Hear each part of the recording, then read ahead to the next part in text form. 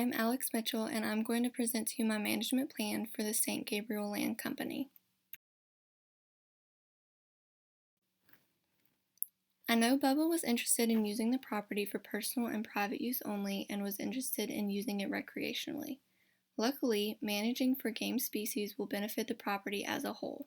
Some of the game species that have been present on the property include deer, rabbits, wild hogs, wood ducks, mallards, turkeys, and woodcocks. The white-tailed deer habitat requires a balance of protective cover and food resources. For Bubba's property, the Habitat Suitability Index was 0.56. There were two factors that can be improved: thermal protective cover and average browse availability. It is recommended that these improvements should focus on forested areas of the property. Deer browse includes herbaceous and woody plants that exist within 1 to 6 feet off the ground, meaning that a strong presence of understory growth must be present. To achieve this, I recommend forest management.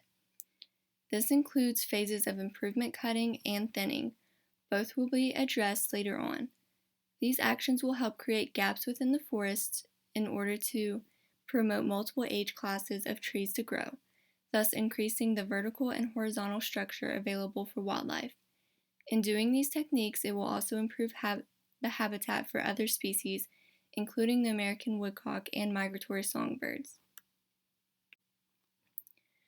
Another recreational activity that might interest Bubba is fishing. There are a few ponds located throughout the property that he could use for this. The bar graphs shown are the species that were sampled at the 3 ponds, all 3 showing a large number of bluegill available, which largemouth bass prey upon. At the range pond, bluegill were recorded just over 15 times. At the forest pond, they were recorded 6 times, and in the canal, they were recorded 4 times. But there were skewed results when looking at the number of largemouth bass available, because largemouth bass were only recorded once in the canal. The underrepresentation of largemouth bass is likely due to sampling errors and not actual absence from the property. This caused the current ratio of largemouth bass to bluegill to be 1 to 33, whereas the ideal ratio is 1 to 10. My recommendation is that further sampling be conducted so that the ratio can be corrected by stocking one or both of the species. From there, the all-purpose option of pond management is recommended. This option allows for the presence of largemouth bass, bluegill, and channel catfish. However, it is not recommended that channel catfish be stocked because the ponds are not large enough to be suitable for them. Largemouth bass will be stocked in the late spring, 1 year after bluegill have been stocked in order to allow proper survival and growth for the prey species, which is bluegill. This option requires a slot limit of 30 to 38 centimeters, meaning that any fish caught within this range must be released, keeping in mind that bass smaller than 30 centimeters should be harvested at 75 bass per hectare annually 4 years after the stocking. An option to keep the property revenue neutral is to sell the timber that is being harvested to maintain the wildlife habitat. The table shows the value of the stand for diameters at breast height of 12 inches and up. The value of the $500,000 is for all of the trees that fall within that range, not necessarily the ones that should be harvested. Like mentioned above, there will be different phases of improvements made to the stand. The first phase is the improvement cut. This is intended to clean up any trees that should not be there.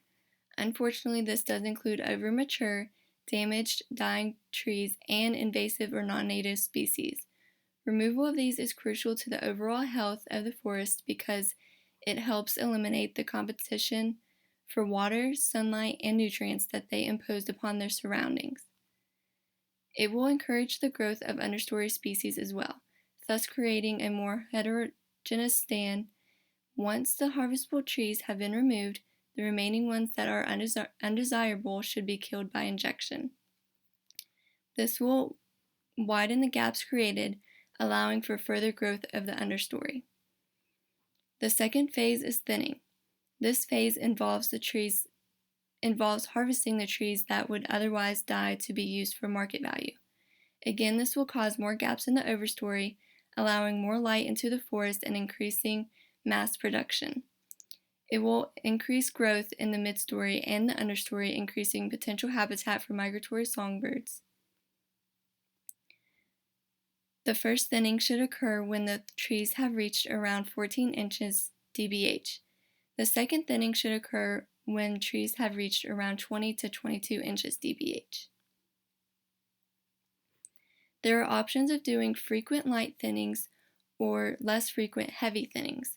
Frequent light thinnings are recommended because it provides less opportunity for epicormic sprouts to establish and it allows further use of the property. However, the increased presence of anthropogenic disturbances increases the damage caused by logging practices. If frequent light thinnings are not preferred, the other option is to conduct less frequent, heavy thinnings. This option would serve the same purpose. However, it would put more stress on the forest all at once. Another source of revenue can come from enrolling in a wetland mitigation bank. I recommend that the 110 acres of pasture be enrolled and converted back to its full wetland potential. The goal of the wetland mitigation bank would be to restore the pasture land in order to enhance wildlife habitat and increase the functionality of the wetland. I found that the mitigation potential for Bubba's property was 1.5, which would potentially give the pasture about 165 credits to later be sold. To rehabilitate the wetland potential for the pasture, hydrologic controls will be used.